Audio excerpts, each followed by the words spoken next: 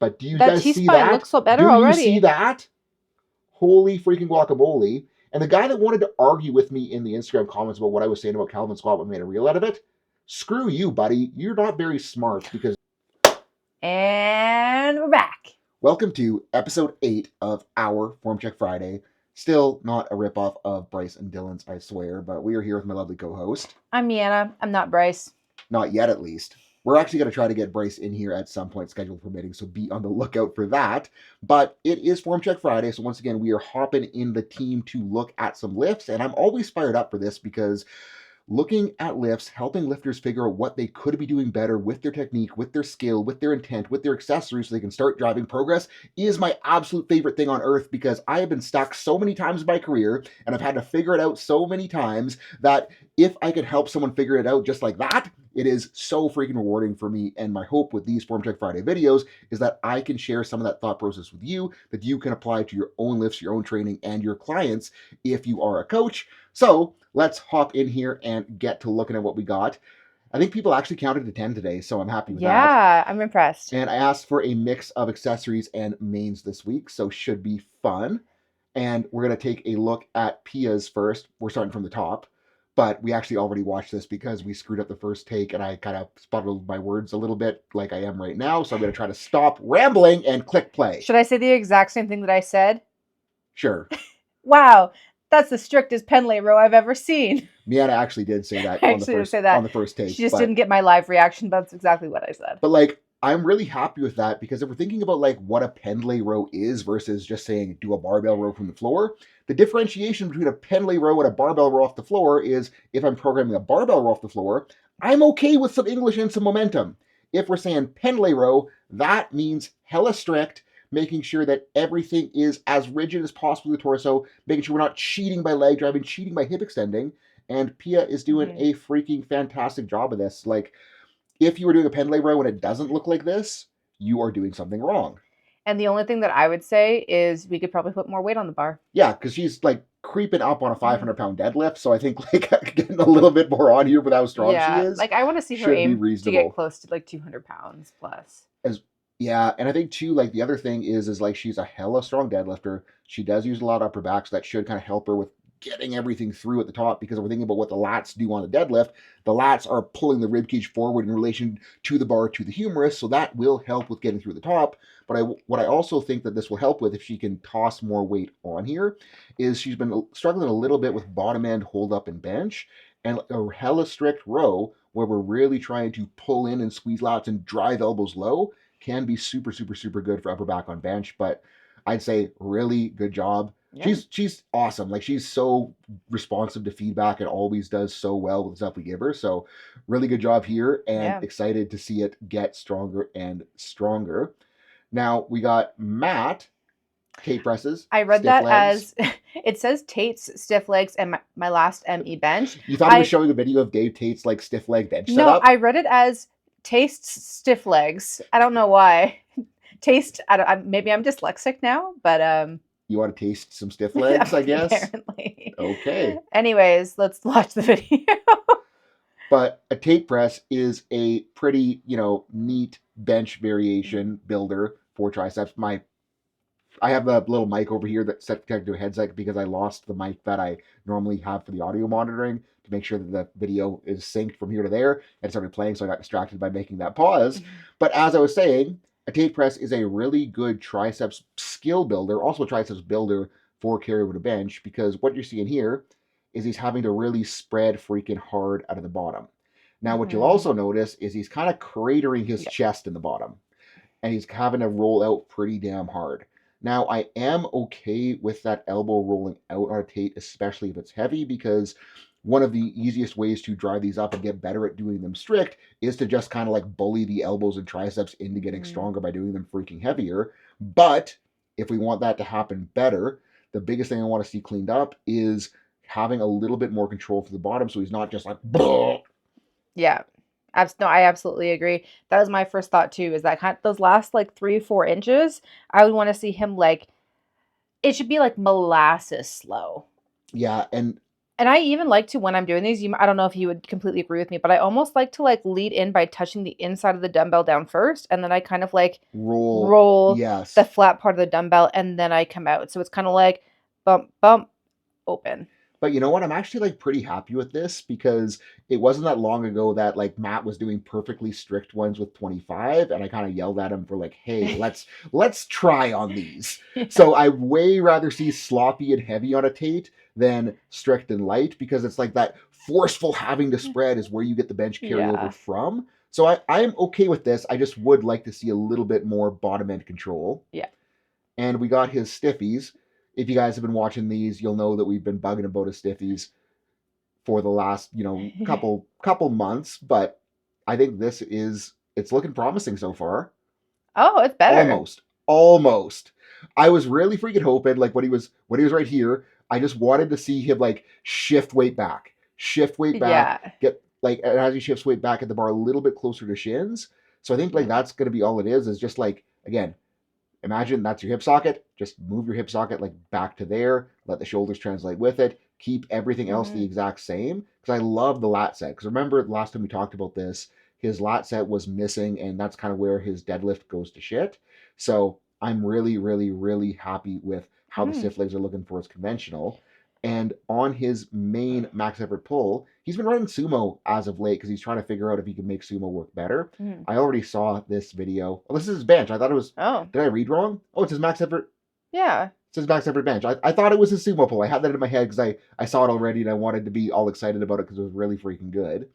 But this is also really, really, really good because again, if you guys have been watching these, you will have seen some of Matt's less good benches, and not a ton of weight on the bar yet. But this is still That's so much more so weight much on the bar better. than he had not very long ago. And you see that eccentric control and that ability to That was when he was coming about halfway down, I was like, "Oh, we've got this," because he really was previously locked. like 2, 3 Yep. weeks ago. It Yep. was boom and just kind of cratering. So this is better in my opinion. And what we're working with Matt Yeah, is the this has elbow. taken a little bit while to build for him. But when he first joined the team, his bench was pretty much the same grip width, but his elbows were right shoved by his rib Hmm. cage. He was super like pterodactyl and loosey goosey squirming. So we're trying to get those elbows out so you can have a better stack, actually get some sternal pec in here, and building the pecs up to be able to kind of handle that bottom end position has taken some work for him. But the work is clearly paying off because this is an all-time PR that's way, way, way better than like I wish I had the ability and brain Hmm. bandwidth to find his video on the other monitor of his earlier benches, but this is so cool for me to see. And what are you thinking in terms of what you want more of, Miana? I mean, my first thought was, as he's still looking a little soft on the unrack, was my very first thought. Yeah, Like I would agree with that. like still soft elbows. I think he could like try gripping the bar a little bit harder when he's taking it out as well. Um, But my brain's going you towards thinking more like strength. flare coming out, I'm thinking or more spreading into the bar coming out because again, it's like you can kind of see how he's fighting that hard on those Tate presses. Mhm. What we want the triceps doing on bench is like in this position, the pec is pulling the humerus in from the top, right? But at the elbow, the triceps is attaching there. It obviously runs down there. Mm. As the tricep contracts, it's going to be shoving the elbow in. And because we have a bar in our hands, unlike the Tate press where we're shoving the dumbbell out, the bar's in the hands, it's going to help us lever the elbow through from the outside. And that looks like what's a little bit missing on the strength. So again, it's like the Tate presses, they're good for them. We just want to make them a little bit better and a little bit heavier to get what we need to get out of them. Yeah. And we got Justin Miller in here posting up a bench video, which I'm stoked about. He was struggling with some shoulder and elbow nonsense, as you can see in his caption, but I'm glad that's sorted. He's been working on these suggestions, so let's see how this looks. I haven't seen a bench from him in a little while because I know he's just plugging away on the homework to get it back Mm. sorted.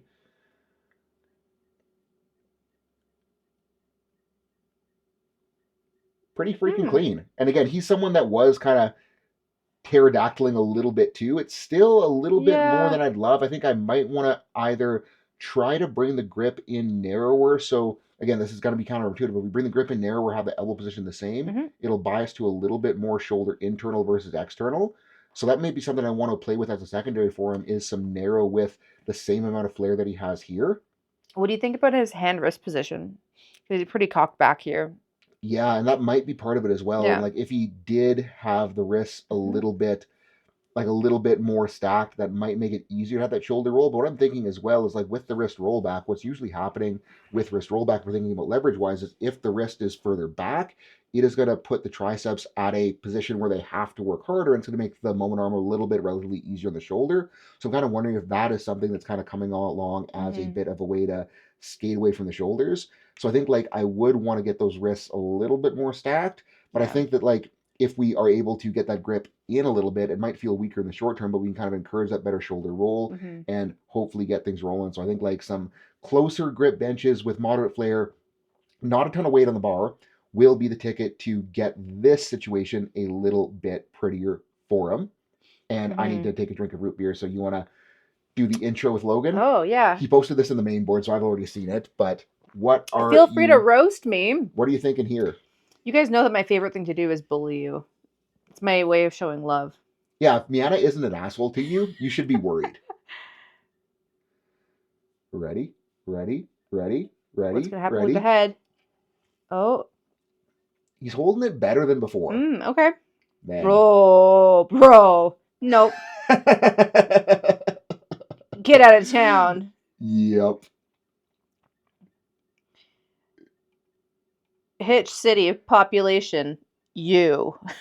I don't know what else to say. Yeah, that's a big ramp. That's a pretty big ramp. That's a pretty big hitch. And usually, what I look at want to how think, far his knees are coming back right off that initial pull too, right? Yeah. Knees come back, then knees come forward. Yeah, and I think like part of this is going to be learning to stay in the quads better, so not trying to lean back as much off the beginning because he's trying to like lean back and he's getting behind the bar at the beginning, he's kind of forced to do this. Yeah. But the other thing is like if a guy is ramping, if a guy is hitching, it is a hip extension strength deficit. And what I'm thinking about engaging what we need to be prioritizing with hip extension strength is that at this range of motion point, like if it's happening like right as the bar crosses the knees and the knees are shoving back under, that is usually reflective of hamstrings not having the strength to shorten, because again, shorten against the bar, the hammies are getting shorter, but because the knees are coming forward, they're not really producing force moving the bar. So this kind of ramp is usually reflective of a hamstring deficiency. And I was kind of talking to him about it with like his hamstring work, and like he is not very good at GHRs. Ooh. So we are going to get a lot better at GHRs, and I'm expecting that this does go a whole lot better the next go. And when he posted this on the main board, he was talking about how like he knows it was an overshoot and he's a little bit worried about botching things with the overshoot, but he is relatively new to the movement heavy barbell game. And I think like with that, I don't want to tell people to get in the habit of overshooting, because if this happens next week and the week after and the week after and the week after, then we're going to have a problem. But if you're new to RPE, new to moving heavy weights, like you gotta have some stuff that gets a little bit nasty, because if you don't know what gets a little bit nasty, you don't know how to accurately gauge an RPE 9 or RPE 8 or RPE 7. It's like touching something that's a little bit gross, kind of approaching that, 11 RPE on the technical side. It can kind of help us with learning how to better gauge attempts in the future, and that's kind of what I want to see. Trying to like see his foot stance as well. I'm like wondering if it might be like a smidge narrow, but yeah, it might be. Again, I don't think so, because like looking at where his knees are, yeah, it doesn't look like his knees are having to shove out to get him going. So I think I'm okay with that. And the other thing that'll kind of help with the lean too is if he just gets a little bit more chin down, that'll kind of make it more intuitive to stay over the bar versus having to flick way back. But again, like knowing what his first pull looked like, he's been here for 2 weeks, so he's working on it. Yeah. And knowing what his first pull looked like, it was much grosser than this. So I'm generally happy with this. We know what we need to work on, confirming that we gotta crank some hammy jammies. Yeah. And Zack is asking for some cyberbullying, so I might let 2 people in a row? Bro, what are we looking at? Oh. Whoa. No words. You know what? I got one of my one-on-one guys, Zack Kiefer. He has these stupid blocks in his home gym. So funny. And we've kind of decided that it's not even worth trading incline rolling dumbbells on with these blocks, because they're so like obtrusive, and he like keeps clipping his ears, and it's just. He kind of looks like a Minecraft villain, like just punching through Minecraft. Is that a thing? Can that? I don't know. So I think what I'd want to do here is, number one, slow down a little bit. Yeah. Because he's kind of just like dropping, ripping, dropping, ripping. Yeah. And It's 100% momentum. I think that the benefit of going a little bit slower is that he's going to be able to kind of like make sure he's tagging what he wants to tag. And even though it is a rolling dumbbell extension, we do want the roll to happen. I don't want to be like a fling out of the roll. I Mm-hmm. want it to be like a slow-ish pull, because we have that slowish pull, we're going to get a massive tricep isometric contraction as we're flinging through, and then it's going to be like as soon as we overcome that leverage, then we extend to the top, and that's when the magic with Mm. these happen. What would you think about suggestion? I understand that he's kind of like keeping his like shoulders off of the bench so that he can get a little bit extra range of motion. What about doing these on the floor and doing like a That's dead stop? exactly where I was going to go. Ha! Yes. Yep, because again, if we make it so that we have it on the floor, so the dumbbells have something to sit on, like yes, it will be a little bit less range of motion, but if we make the goal to have a soft touch, legit pause, it's going to make that like slower roll a whole lot more intuitive Mm-hmm. to go.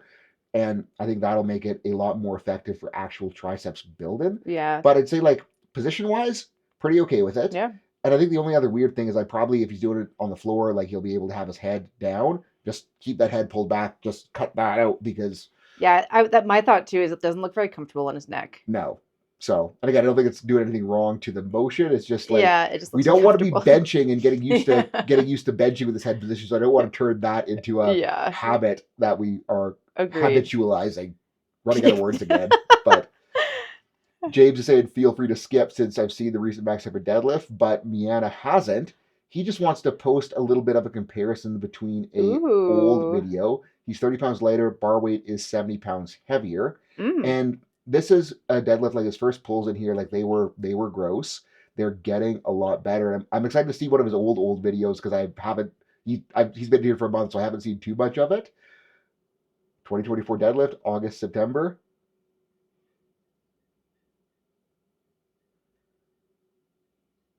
James is another guy that's been really good about posting a ton since he's been here too. And like the more people post in here, the more help I can give him. And it Yeah. like makes my life easier, because I can figure out what needs to be done sooner and faster and help them get better. Okay, so couple things. There's a lot of head flick going on, which I call a lot of people out on. There's also a lot going on with his knees and hips, where he's Yeah. like butt scoots back, knees straighten a little bit too soon, and then it's Yeah. just kind of It's awkward. like the butt scoot back is like, it's kind of like he's almost like not using his quads effectively. Like he's not actually pushing with his quads. Hmm. And then he kind of reverts to needing to kind of almost stiff leg it, but then it's like the hamstrings are like not in party, so his knees got to go back under, and like it turns into a little bit of a mess. And you also want to Yeah. see is something that we've talked about recently is again how he's kind of doing that head back, trying to lean back, and I think that's a little bit of why he's kind of having that bad quad initiation, Hmm. and he's forcing himself into stiff leg. What I want to see is I want to see him be more patient on that initial pull. Is he Well, gonna do it? oh, you ready? This is a I want to pause. see. Oh, He's it's a running pauses pause. right now, but 70 pounds more bar weight, actually pulling in, getting some Already pumps better. going. Yes, there you go. So much better, In the dude. quads, Look straight at that. through. No head flick. It's like he's listening. Yes. I'm stoked. Amazing. I also love how my YouTube suggestions are like all like artsy and classical music stuff right now, but He was listening to Twinkle Twinkle Little Star today while I was walking past his office. I was listening to a Mozart playlist. It was Mozart. It was the Mozart version of Twinkle Twinkle Little Star. But again, like this is pretty freaking good. And I think like looking at her a little bit, like kind of what I want to kind of get a little bit more of is we are jamming on some upper back stuff hard, because again, like this is pretty in the pocket. But I think I know with what I've seen in the past from him, like he is pulling pretty T-spine around. I don't necessarily think I want to fix this, because he's kind of got the same deadlift leverages that I do, where it's just bullshit. Mm-hmm. So embracing a little bit of rounding is a good thing, but what we're really harping on him on right now is to make sure that his ability to create thoracic extension out of that round is super strong, so that when it does get heavy, he isn't forced back into that lean back. But also, look at the shorts. I know, Calgary barbell, right? Taylor actually, I did a reel on James the other day, and Taylor commented about the shorts. So Calgary barbell also, worldwide. I feel like this guy, whatever his gym is friggin' sick. Like, look at that artwork in the background. Yeah, we always make fun of him for the cinematic lighting in all of his posts. Yeah, no, it also looks really. The music too is sick that he has in there. So it's awesome. Yeah, but what gym is it? I don't even know. I don't know what gym it is. Leave a comment. Tell us where it is. Yes, we may go there one day. Yeah, but I think like what I'm looking forward to is I always see like Calgary barbell apparel pop up in here. I want to see some of my stuff pop up in one of Bryce's form checks one day, but we can all dream. Yeah. On that note, Oh yeah. look at this new drop coming out. What we decided to do for this drop is Miana and I. Well, Miana's a professional photographer. I'm just a hobbyist that likes taking pretty pictures. But we have so many cool images that like we don't really have anything to do with. Like we have prints hung in the house, but like we have so much cool stuff that just kind of like sitting on hard drives, going like, man, that's such a cool photo. And we thought it would be really, really, really awesome to be able to like put that on a shirt and like make it look good, play up the black and white, and I think they turned out freaking awesome. This is one of Miana's. Yeah, so I took this picture last summer, and then I guess Seth went into the hard drive, put a black and white filter over it, and then put it on a shirt. Yeah. And then I came home one day, and it was laying out. My versions of these, they're actually shot on black and white film on a camera from the 60s. So like that's, I don't know, it's Yeah, cool. no, So it is cool. I'm excited for this drop because again, it's like it's something that means something to me, and like the whole motivation behind running the clothing for us is like I want stuff that I want to wear. And like if it means something to me, it's hopefully going to mean a little bit something to you guys as well. Yeah. And I'm just excited. And the majority of the photos were taken at our family farm, which is a bison ranch. So yeah. Yeah. Anywho, cool. What was I going to say? Oh, I know what I was going to say. If you guys want one of these for free, if you sign up annual for the team, we'll send you out a free shirt, any of our stuff, whatever you want. We will get you hooked up. Yeah. But moving on to Chris, already seen this because he tagged me on his story and I said, good freaking job. Did Miana see the story? I don't know. Miana doesn't look at my Instagram stories apparently. Oh, that's Right? a good box squat. Also, is that like a log that he's sitting on? That is a stump. That is fantastic. One thing that we've seen from Chris before, for one, like he used to have like a trouble with head pack. I feel like that's pretty corrected here, and his elbows would come back quite a bit as well. And I see. Yeah, and like that's it's really pretty good. darn packed in. I think that my only kind of real complaint here is top of the rep between reps, solid. Chest rise maybe a little more than I'd love on the air, but that's like he finishes and let's go. Oh no, wrong rep. Wait for it. I spoiled it. One more rep. And then let's go. Yeah. And I think like that let go habit is a habit that I want to break for him, because if we're getting in the habit of letting go on the speed work, and the goal of the speed work is to carry intent to the platform, if we're letting go on the speed work, I don't want to like risk that, automatic loop happening on meet day when he's grinding out a third and needs all the tension that he can at the top to make sure he finishes. So that's one thing I want to sort out. And the other thing that we've been harping at him about is the forefoot pressure a little bit. I was talking to him in the office hours today about that, and it turns out that with the toe pressure, with the forefoot pressure, he's trying to scrunch all up into the floor to kind of create that. He's wearing some shoes that was kind of forcing him to be a little bit more scrunched. So we're thinking about toe pressure. I don't want to say necessarily that we want max splay, because max splay isn't the goal, but we at least want the toes like flat-ish, because if the toes are flat-ish, we're going to have more leverage, the foot's going to be a little bit longer, and we can do more with that forefoot pressure to generate quad drive out of the bottom. So less splay. Yes. And we're moving on to his deficits. Whoa. 308, so getting decently loaded on these suckers for pulling in the mid to high fives.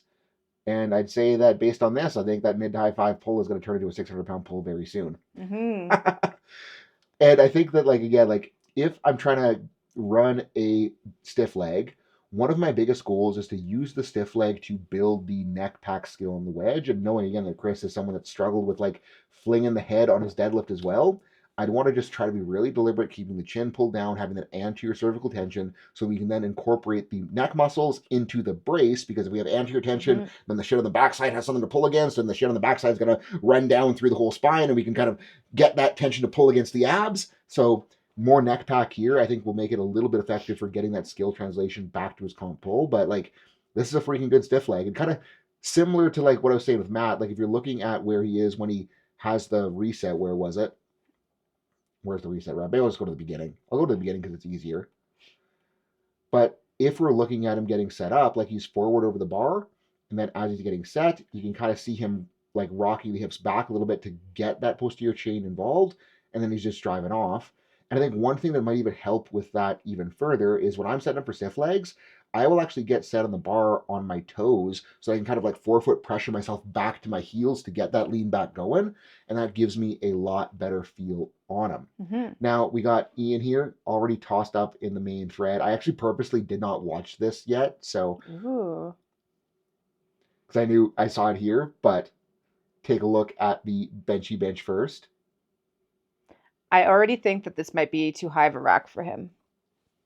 Yeah, Yeah, yeah. that's too high. It's too high.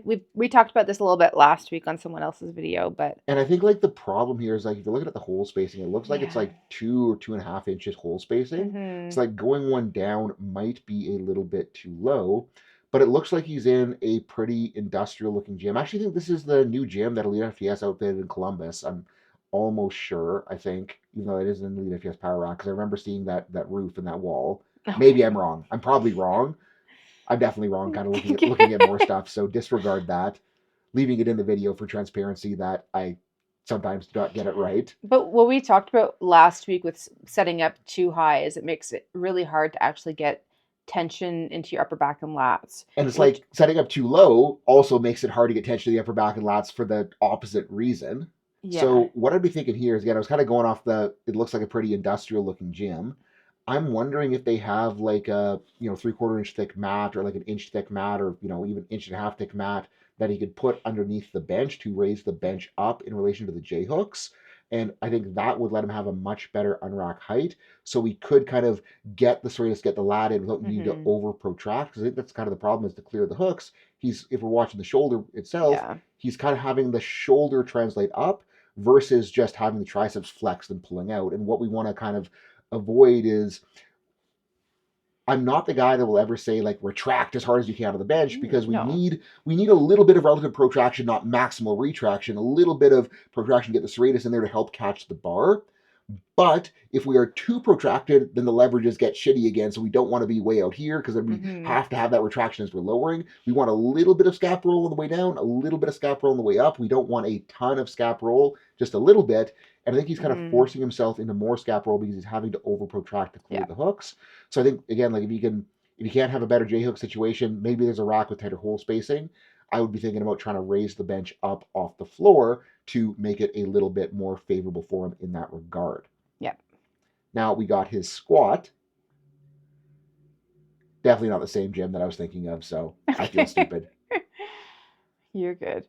You didn't have a whole lot of information to go off of, honestly. What are you thinking? Oh. Prettier than the last one I saw for sure. And I think kind of like the struggle is, I want to get this upper T spine Yeah. taller. But when I was talking to him about it, he's feeling like when he does get that upper T spine taller, that the bar wants to roll up his I would shelf. yeah, okay. And what I'd be thinking about with that is like, if we're getting the upper T spines taller, being less rounded above the bar, that is going to put the bar further backwards. And if the bar is further backwards, that Mhm. means we could afford to have a little bit more hinge at the hip. So I think that what I'd try to Mhm. do is I would try to situate himself so that on the pick, again, the rack height might be a little bit high for this, Yeah. but what I'd be trying to do is get that pack back right now, and then just try to set the torso angle to a position where it doesn't feel like the bar is going to fall off his back. Mhm. Pick it with that little bit of hinge, walk it out with that little bit of hinge, and then just get into the squat with that little bit of hinge. And I think that should solve that problem. And if you Yep. can get this packed back, the brace situation, how light the bar feels on his back is going to be so much better, because he's going to be actually supporting the bar with muscles, not just rib cage. Mhm. So I think that'll be the big thing. And like, he kind of finds it on the way down, which again, it tells me that it can work. But what I want you to notice is when he finds it, he has more torso angle. So if you could find that torso angle Mhm. earlier, I bet it would work a whole lot better.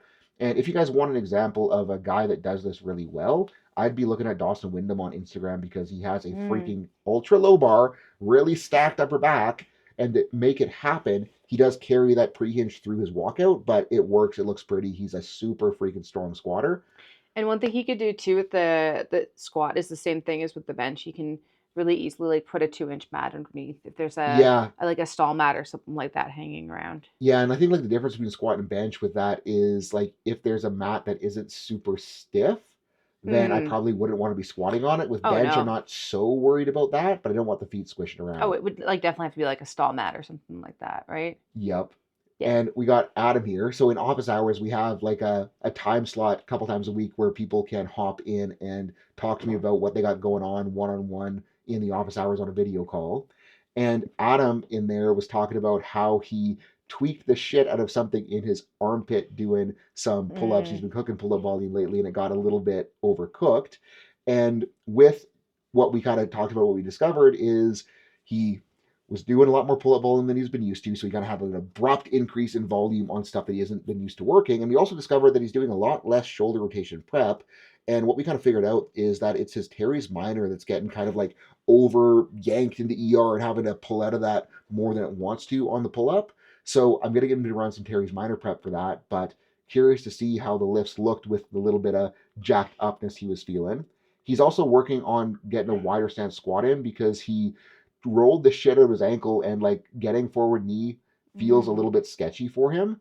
So he's kind of make the wider stance work to kind of salvage a meet prep with the little bit of ankle junk going on.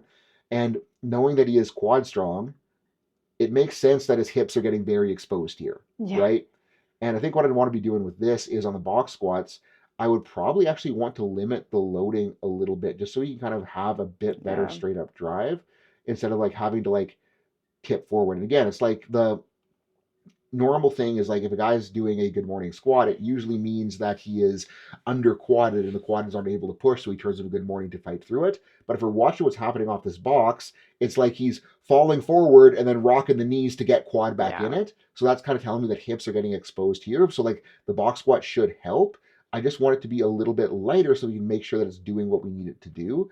And like his free squat, he is a little bit more quaddy than the box squat, so like it's working better. But again, I think if he's going to make the wider stance work well, it'd be like being hella strict with the boxes so that we can make sure the hips are actually working. He's not just reverting to dumping into the quads.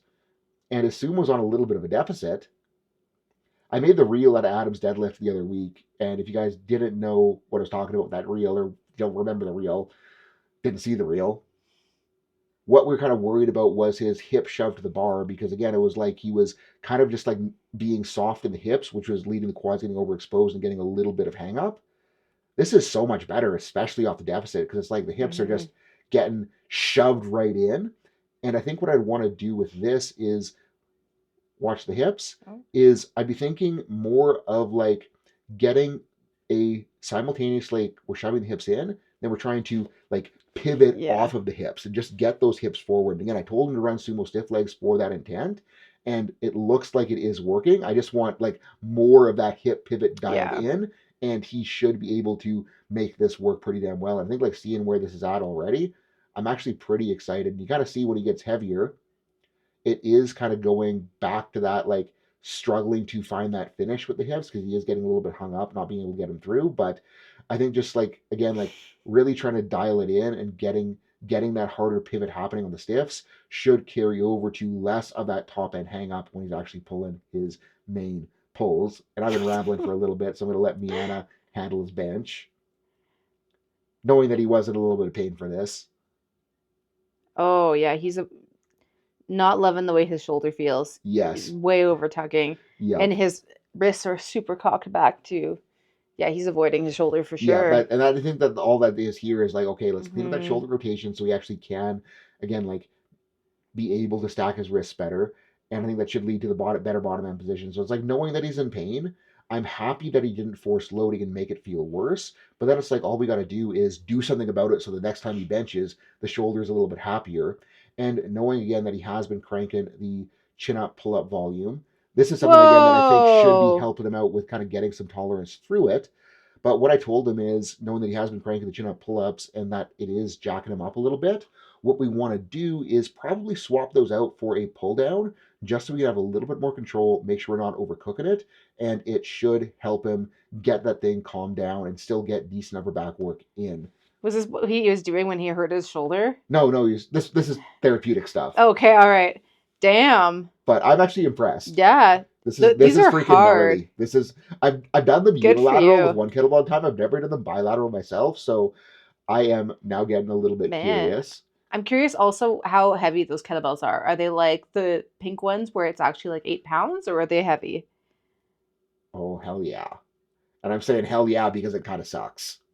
And what I mean by that is like, if we can see like a Cossack squat that looks like this, where he's really struggling to like keep open, that's telling us that he probably should be getting better at this. And what I'd kind of be thinking with this is knowing that he does have a giant ass dumbbell, I might want to go a little bit lighter and just really focus on trying to be low but lever the hips forward, maybe try and get a little bit wider. And I think that could be better for the purpose of range of motion access. I think what might be going on here is that the dumbbell is so heavy that it's kind of not letting him get really open. Mm-hmm. So I think we went a little bit lighter in the short term. Yeah. It could give him a better chance to get a little bit more of that hip range to further support the wide and the sumo.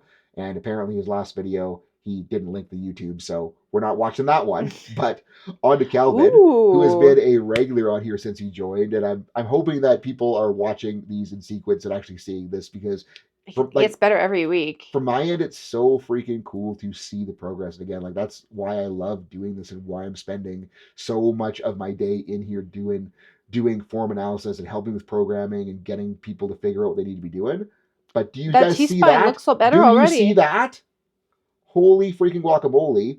And the guy that wanted to argue with me in the Instagram comments about what I was saying about Calvin Squat when I made a reel out of it, screw you, buddy. You're not very smart, because this is freaking perfect and you're stupid.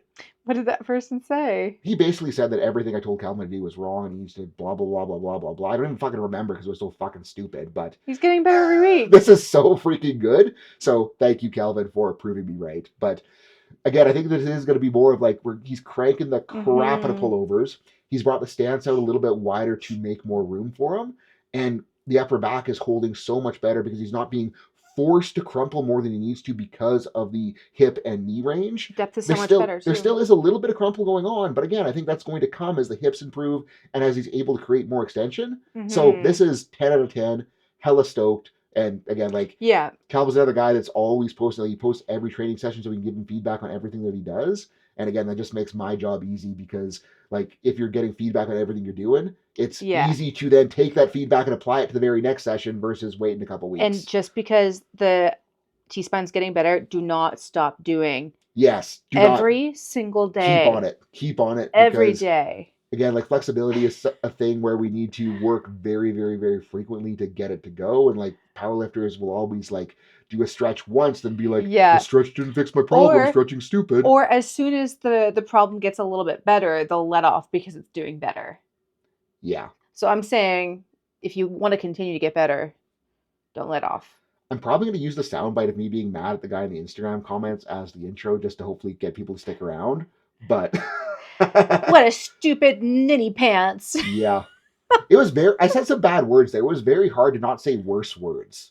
But yeah. I don't know. That's the worst part about Instagram is like, I'll say something that's like perfect for the guy and like it works because I see it working in here like instantly. And then someone's in the comments like, no, that's not how it works. I'm like, how can you tell if you don't know what you're talking about? But I guess like if they knew what they were talking about, they wouldn't be commenting that. So anywho, that is a wrap for today's Form Check Friday. Anyways, good job, Calvin. Good job, everyone. Thank you for letting me bully you. Yeah. It's the best part of my week. And again, like this, if you can't tell, we have fun with these and we have fun with the team. So if you guys do want help like this, seriously, hit the link below. Price is going to be going up from $49 a month to $99 a month on April 1st. So don't miss out on that, because if you sign up after April 1st, you're paying $99 when you knew that you could have been paying $49, you're probably going to be kicking yourself in the pants once you realize what actually happens in here, how much help you can get and how much feedback.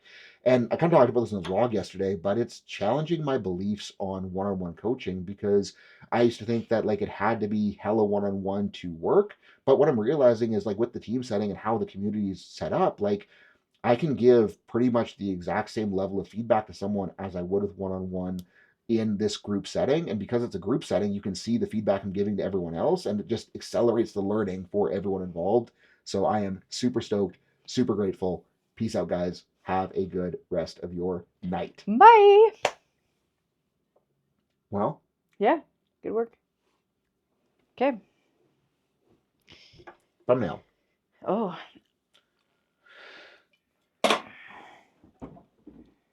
I don't know. What do you want to do?